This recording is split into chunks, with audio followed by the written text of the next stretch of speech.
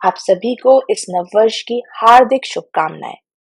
और मैं ईश्वर से यही प्रार्थना करती हूँ कि आप सबके जीवन में खूब सारा सुख और समृद्ध आए।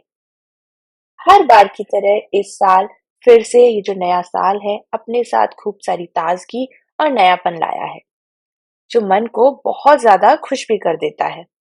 पर बहुत कुछ इस बात पर भी निर्भर नहीं करता है कि हम नए साल के पहले दिन क्या करते हैं, बल्कि बहुत सारी चीजें इस बात पर भी निर्भर करती हैं कि हम दिन प्रतिदिन हर दिन क्या करते हैं, जो हमें एक अवसर देता है इस जीवन को पूर्ण बनाने का।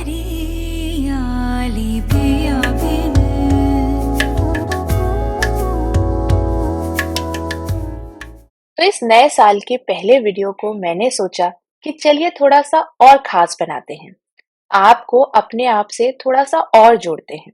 इसलिए आज इस वीडियो में मैं आप सबके साथ में कोई होम हैक्स तो शेयर नहीं कर रही हूँ, बट हाँ, मैं कुछ ऐसे हैक शेयर कर रही हूँ जिसकी वजह से मैं जो मेरा एक डेली रूटीन है उसको बहुत हंसते हंसते कंप्लीट करती हूँ, और मुझे at the end of the day बिल्कुल भी टायर्डनेस नहीं रहती है। तो मेरे कुछ हैबिट्स जो कि मैं डेली बेसिस पे फॉलो करती हूँ, आज वही डेली हैबिट्स मैं आप सबके साथ में शेयर कर रही हूँ।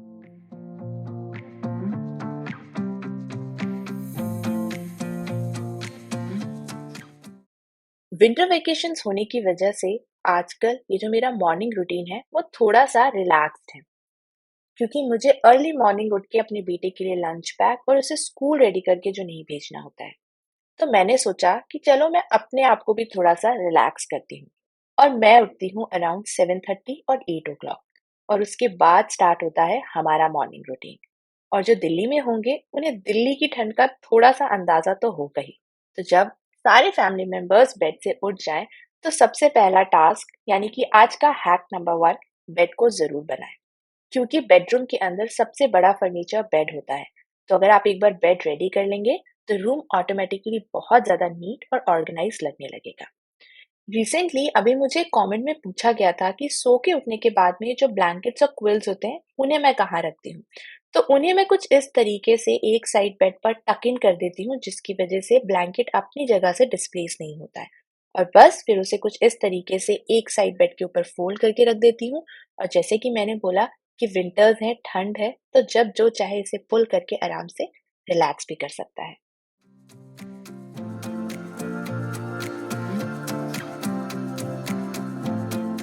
अगर आप अपने लिए बहुत सारा समय बचाना चाहते हैं, खुद के साथ उस समय को स्पेंड करना चाहते हैं, तो उसके लिए सबसे ज़्यादा इम्पोर्टेंट होता है कि आप अपने डे को बहुत अच्छी तरीके से प्लान करें।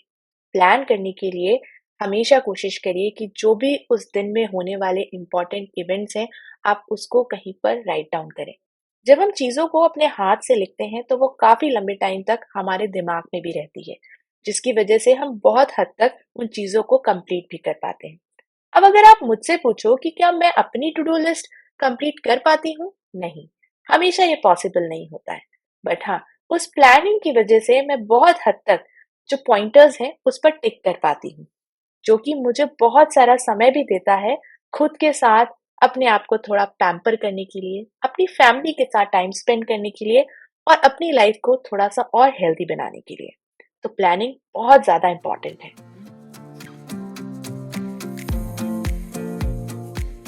घर को नीट और ऑर्गेनाइज रखने के लिए बहुत हद तक ये जरूरी होता है कि उस घर में रहने वाले सारे फैमिली मेंबर्स इन्वॉल्व हों, सबका सामंजस्य एक जैसा हो। हम सिस्टम्स तो बहुत सारे बनाते हैं, जैसे कि हम शू रैक रखते हैं एंट्रेंस पे, बट ये जरूरी भी होना चाहिए कि हर फैमिली मेंबर उसको मेक श्योर करे कि जब वो स्टेप इन करता है घर के अंदर, तो उन शूज को वापस से शू रैक में रखे। बिकॉज इन छोटी छोटी चीजों की वजह से आप बहुत सारा टाइम सेव कर सकते हैं। बार बार आपको घर को क्लीन करने की जरूरत नहीं पड़ेगी। चाहे तो शू रैक को अपने मेन डोर के बाहर भी रख सकते हैं, जिसकी वजह से आपका जो घर है वो गंदा नहीं हो। इसी तरीके से जो बाहर से कोरियर आते हैं उन्हें रखने के लिए भी आप फॉयर में ही एक कंसोल यूनिट रख सकते हैं।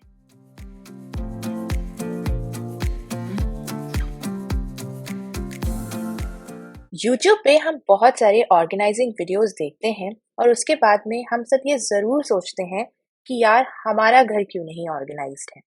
मैं भी यूट्यूब पे बहुत सारे ऑर्गेनाइजिंग वीडियो शेयर करती रहती हूँ, पर इस ड्रॉर को देख के आप सब समझ ही गए होंगे कि घर को ऑर्गेनाइज करना एक दिन का काम तो नहीं है। It's an everyday affair.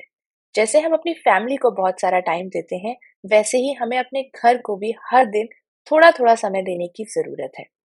तो जब नेक्स्ट टाइम आप कोई एक फुल ऑर्गेनाइज्ड घर का होम टूर देखें, तो ये बिल्कुल ना सोचें कि ये एक दिन में किया होगा। छोटे-छोटे कॉर्नर्स, ड्रॉर्स और कैबिनेट्स को अलग-अलग दिन में ऑर्गेनाइज करा होगा, तब जाके वो घर एकदम ऑर्गेनाइज होता है। इसलिए अपने आप को स्ट्रेस ना करें, किसी एक छोटे कॉर्नर से शुरू करें या फिर ड्रॉर से। और ड्रॉर को ऑर्गेनाइज करने के लिए आप इस तरीके के मार्केट से लाए हुए ऑर्गेनाइजर्स यूज कर सकते हैं, या फिर जो डिस्कार्डेड कार्टन बॉक्सेस होते हैं, आप उनको भी यूज कर सकते हैं। बेसिकली हम ड्रॉर के अंदर कुछ पार्टीशंस क्रिएट कर रहे हैं। मैंने उनके लिए इस तरीके के ऑर्गेनाइजर्स की हेल्प ली है। और बस ये ऑर्गेनाइजर की अच्छी बात यह है कि अपनी जगह से डिस्प्लेस नहीं होता है। अब जब भी आप किसी एक ड्रॉर को खोल के उसे ऑर्गेनाइज करते हैं, तो पर्जिंग जरूर करें। जो चीजें आपकी यूज की ना हो उन्हें जरूर डिस्कार्ड कर दें, जिसकी वजह से घर से नेगेटिव एनर्जी भी जाती है और उन चीजों को अननेसेसरी रखकर स्पेस भी ऑक्यूपाई नहीं होता है। अब यहाँ पर जो भी मेरे इस ड्रॉर में आने वाले एसेंशियल्स हैं, मैं उन्हें ऑर्गेनाइज कर दूंगी। तो बेसिकली अगर आप अपना प्लानिंग से काम करते हैं, तो आपके पास एक ड्रॉर को एक दिन में ऑर्गेनाइज करने के लिए टाइम निकल सकता है। अगर आप भी अपने घर को ऑर्गेनाइज करना चाहते हैं, तो ये जो नया साल है एकदम परफेक्ट है उस नई शुरुआत के लिए। किसी एक छोटे से ड्रॉर या फिर अलमारी के किसी एक शेल्फ से स्टार्ट करिए, उसको अच्छे से ड्रॉर करिए और अपने एक्सपीरियंसेस मेरे साथ जरूर शेयर करिएगा।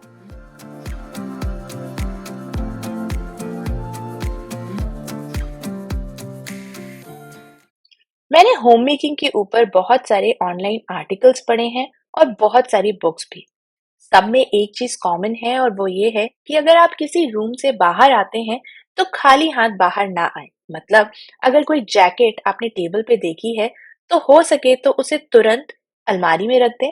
बच्चों के खिलौने या कपड़े अगर अपने रूम से उनके रूम में आ रहे हों, तो उन चीजों को वापस उनकी जगह पर रख दें। ऐसा करने से आपको इन चीजों को अलग से ऑर्गेनाइज करने के लिए समय निकालने की जरूरत नहीं पड़ेगी। और जब चाहे आपके घर में कोई भी मेहमान आए, उसके पहले आपको अपना घर थोड़ा सा और ऑर्गेनाइज करने की नीड भी नहीं रहेगी। क्योंकि घर में बच्चे होते हैं, बहुत सारे फैमिली मेंबर्स होते हैं, तो ये हर बार जरूरी नहीं हो पाता है कि सारी चीजें आपके हिसाब से हों। तो जब आपको समय मिले, अपने हिसाब से अपनी चीजों को और अपने घर को अपने हिसाब से रखें।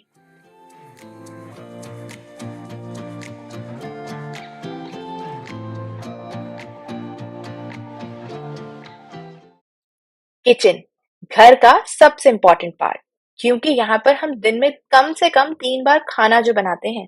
तो सोचिए ना जरा, जब 3 बार खाना बनता होगा तो किचन गंदा भी कितना होता होगा।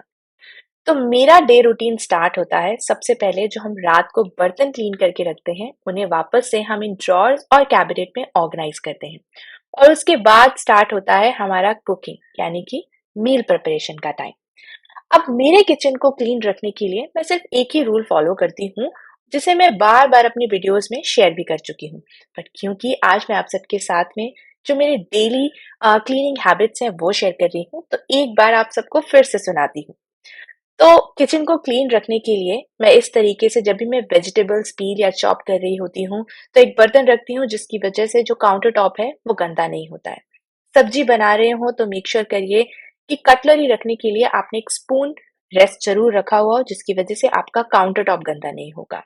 और जैसे जैसे आप काम खत्म करते जाएं, चीजों को वापस से उनकी जगह पर ऑर्गेनाइज करके रखते जरूर जाएं, जिसकी वजह से आपको बाद में अपने इस किचन के काउंटर टॉप को एक साथ क्लीन करने की जरूरत नहीं पड़ेगी। जैसे कि यहाँ पर सब्जी बन रही है, बट बाकी की चीजें मैंने काउंटर टॉप से क्लियर कर दी हैं। इसी तरीके से आप जब छोटी-छोटी चीज़ों को फॉलो करेंगे, तो आप खुद से नोटिस करेंगे कि आपको खाना बनाना और उसके बाद किचन को क्लीन करने का ये जो काम है, वो टास्क नहीं लगेगा, and you will enjoy also.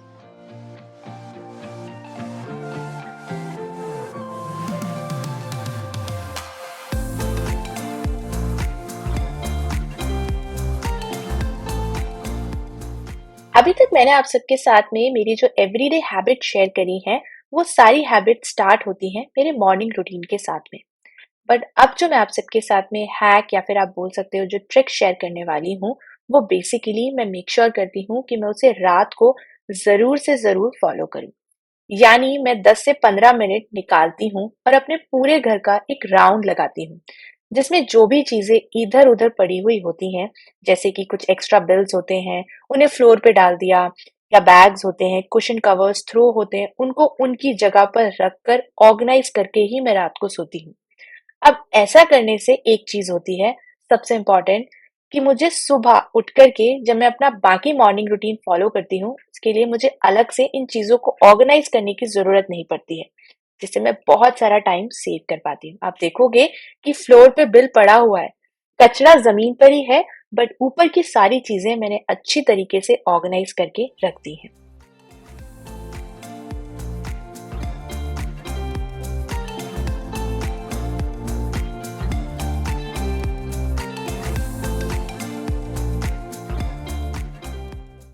क्योंकि मैंने अपनी लास्ट हैबिट में आप सबके साथ शेयर करा था कि रात को मैं सोने से पहले जो भी चीज़ें इधर-उधर पड़ी हुई होती हैं, उन्हें मेक श्योर करती हूँ कि ऑर्गेनाइज़ कर दूँ, जिसकी वजह से मॉर्निंग में उठ के मेरे लिए काम ईज़ी हो जाता है, सिर्फ़ और सिर्फ़ इन सरफेसेस को डस्ट करने के लिए।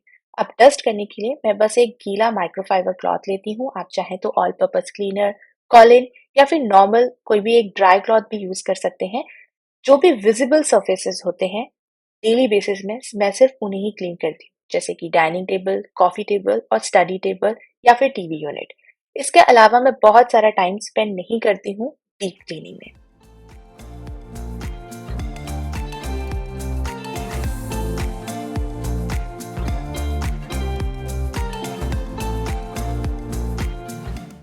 तो मैंने आप सबके साथ में अपना पूरा दिन शेयर किया है कि मैं क्या-क्या करती हूँ अपने घर को नीट और ऑर्गेनाइज रखने के लिए। क्योंकि मैं आप सबके साथ में अपना पूरा दिन शेयर कर रही हूँ, तो जो इस दिन का आखिरी काम है, वो भी तो शेयर करना बनता है। तो उस एक दिन की जो भी डर्टी लॉन्ड्री होती है, उसे मैं मशीन में कुछ इस तरीके से लोड करके ही अपना दिन खत्म करती हूँ। ऐसा करने से मुझे सुबह उठ के अलग से सबसे पहले मशीन लगाने की झंझट नहीं रहती है। बस सुबह आती हूँ मैं, डिटर्जेंट डाल के बटन को ऑन कर देती हूँ और मशीन स्टार्ट हो जाती है। और उसके साथ-साथ मैं अपने घर के बाकी सारे काम जो रूटीन आपके साथ शेयर करा है, उसे फॉलो करती जाती हूँ। क्योंकि मशीन तो भाई अपने हिसाब से ही टाइम लेती है, कभी 1 घंटा तो कभी 2 घंटा। तो इसके लिए अलग से समय क्यों निकालना? तो इस तरीके से कुछ मेरा दिन खत्म होता है। और एक बार जब मशीन जोर से घंटी बजाती है कि कपड़े धुल गए हैं, उन कपड़ों को निकाल के हम बालकनी में सूखने के लिए रख देते हैं। तो ये था मेरा हर दिन का रूटीन कि मैं अपने घर को किस तरीके से चलाती हूँ, रखती हूँ और सँवारती हूँ। मुझे बहुत बार ये कमेंट्स आए थे कि मैं आप सबके साथ में मेरा ये जो डेली रूटीन है, उसे शेयर करूँ। क्योंकि मेरी तबीयत उतनी ज़्यादा ठीक नहीं थी, तो शायद ये वीडियो 1 दिन में तो शूट नहीं हुआ है। हाँ, ये वीडियो शायद 2 दिन में ज़रूर शूट हुआ होगा, बट जो मेरी एवरीडे हैबिट्स हैं, वो कुछ इसी तरीके से हैं। मैं बहुत सिंपल सी लाइफ जीती हूँ और वही सिंपल-सिंपल सी चीज़ें मैं इस यूट्यूब में आप सबके साथ शेयर भी करती रहती हूँ। अगर आप भी इस नए साल में अपने जीवन में कोई नया परिवर्तन लाना चाहते हैं, तो अपने उस साधारण से जीवन को और भी ज़्यादा सुंदर और स्वच्छ बनाइए। क्योंकि जितनी ज़्यादा सुंदरता सरलता में है, वो किसी और चीज़ में नहीं है।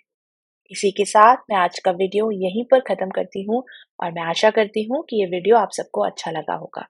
अगर ये वीडियो अच्छा लगा है तो प्लीज़ इसे लाइक, शेयर और मेरे इस चैनल को सब्सक्राइब ज़रूर करें। तो मैं मिलती हूँ आपको अपने अगले वीडियो में, तब तक के लिए स्वस्थ रहिए एंड एन्जॉय। Bye bye. एरियाली पे